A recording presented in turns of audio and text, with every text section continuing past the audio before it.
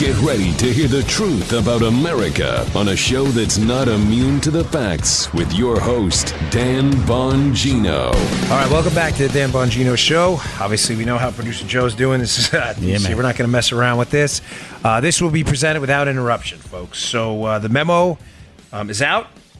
And in the interest of time and getting you what you need to know, here are the major takeaways. And if you have been a regular listener to this show throughout, some of this may be unsurprising in a tragic way. What I mean is I wish we were wrong. I think Joe would agree. We didn't want to be, no one wants to be right about the government using police state powers against an American citizen, president of the United States, candidate, or otherwise.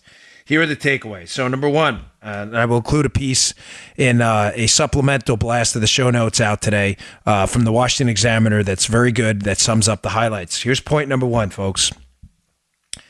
Gosh, this is just amazing stuff. I don't mean that in a good way. So, who wrote the piece? So we give him a hat tip here. Byron York, of course, who's been doing a great job here on this. Number one, the key points. The Steele dossier formed an essential part of the initial and 3 renewal FISA applications against Page. Folks, what did I tell you in the show you're probably listening to just 10 minutes ago? That the Democrats now are going to have to rescue the Carter Page investigation. Again, we're not trying to be Karnak here. I'm not interested in, oh, look at me. We predicted this. We're so wonderful. Who cares? But we were right. The show we just recorded, Joe and I, Joe, 45 minutes ago? Yeah. What did I tell you?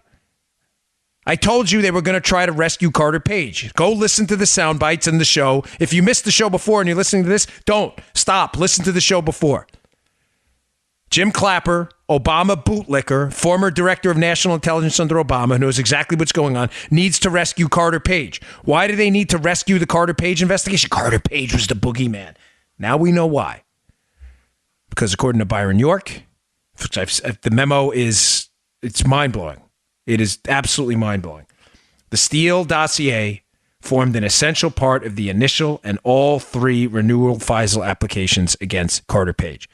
They were spying on Carter Page based on the dossier, which was fake. We do still live in a constitutional republic. This isn't Cuba, North Korea.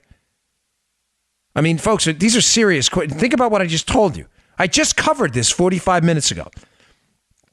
That the lying, disgraceful Democrats involved in it. I'm not talking about you voting Democrats out there who are tired of this too. The hill swamp rat, disgusting Democrats. I told you we're going to lie to you. Now you know why. Now you know why Clapper specifically used that word. Oh, the extension, it was just an extension of an investigation. Carter Page did it. He's such a bad guy. Now we know the investigation into Carter Page, a Trump foreign policy advisor, was based in large part on a fake document. Takeaway number one. Takeaway number two. Number two, at the FBI, Deputy Director Andrew McCabe confirmed that no FISA warrant would have been sought from the FISA court without the Steele dossier information. Ooh is right.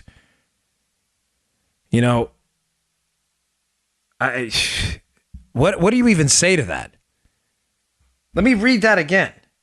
Andy McCabe, the number 2 at the FBI, whose wife is running as a Democrat in the state of Virginia.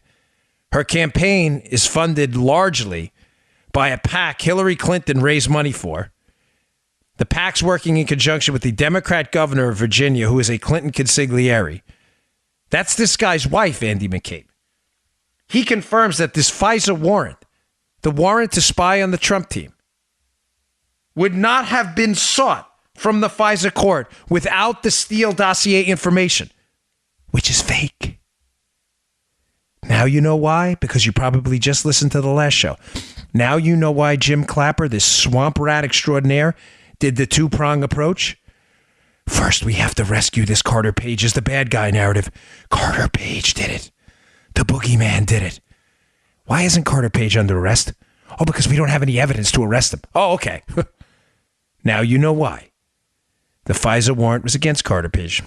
Secondly, Andy McCabe. No warrant would have been issued at all without the Steele dossier. Now, the second prong approach of Jim Clapper. Now you seeing why we played that audio? Makes sense now, Joe? Oh, yeah. That dossier, he needs to rescue the dossier because now the number 2 at the FBI, intimately involved in all of this, is now admitted in this memo that there would have been no FISA warrant to spy on Trump at all without the dossier. You damn well better rescue that dossier now. And that's what they're doing. Oh, no, parts. Remember the last show. Jim Clapper. Well, parts of the dossier have been corroborated. Really, Jim? Which parts? Oh, that the Russians didn't like Hillary. Oh, wow. Nice job there. What incredible investigative work you just did. That's amazing. You see the strategy here, folks. They're now busted in this memo spying on Carter Page with no evidence but a fake dossier. On one hand, so they better damn well rescue this Carter Page as the bad guy narrative. Is this making sense, Joe? Oh, yeah. And number 2, sense. Now they're admitting as well that the FISA warrant would have never happened without the information in the dossier. So you damn well better rescue that dossier as well because you were all going down on this. Bullet point number 3 here. Again, this is from the Byron York piece, which is terrific. It sums up the memo as best I could see. I'm working quick here, folks. I want to turn this around fast for you.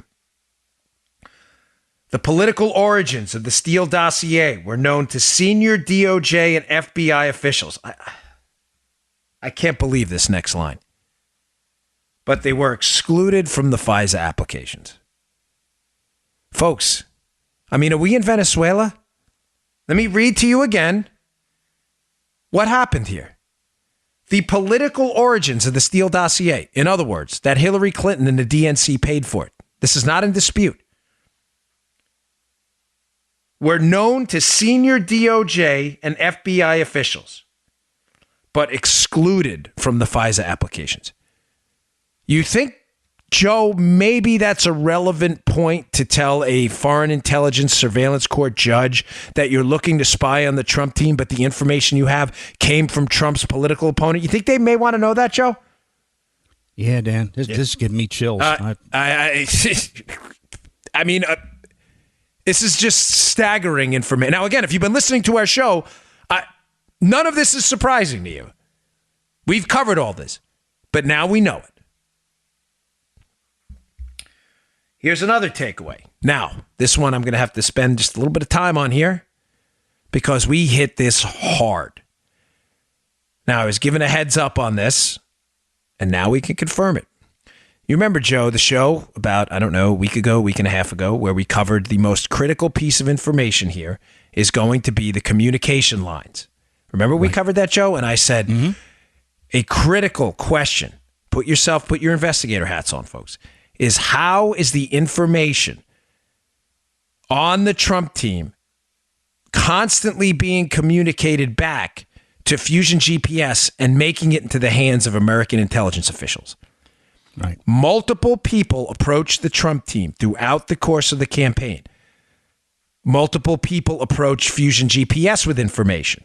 In some combination, Sergei Milian, Emin Agalarov, Alexander Downer, they have contacts with people on the Trump team. The information they have or are given winds up in Fusion GPS's hands, paid for by Hillary, and it somehow winds up in the FBI's hands. I said to you, because somebody planted a seed there, the communication channel there is going to be critical. Now, the communications channel for one of them, one component of this is obvious. Fusion GPS and Christopher Steele were at one point briefing the FBI. They were getting information from these people on the Trump team and giving it to the FBI, which is bad enough, Joe. But let me read to you this revelation. Byron York piece again.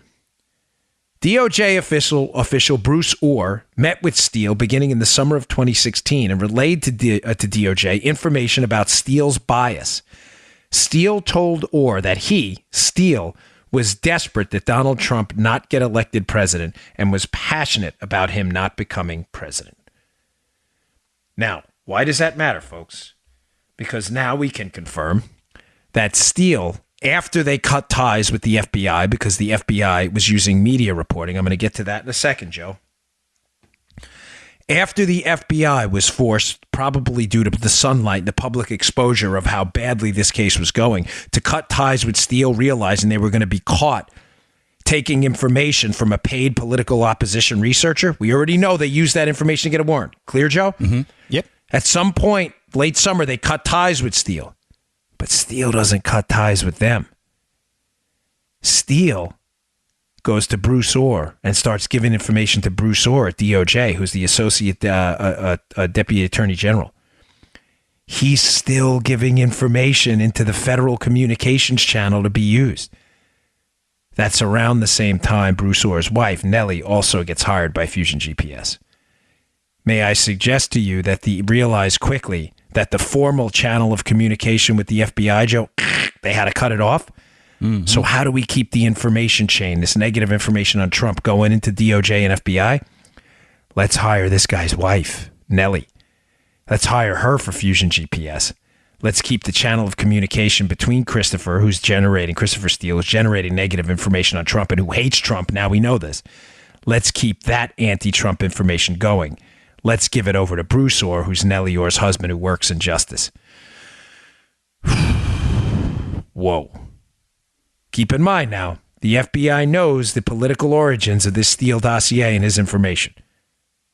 And there is still information flowing into the justice process, or the injustice process, through Bruce Orr, even after the FBI has to cut ties. Okay, the last, final, and most damning of all.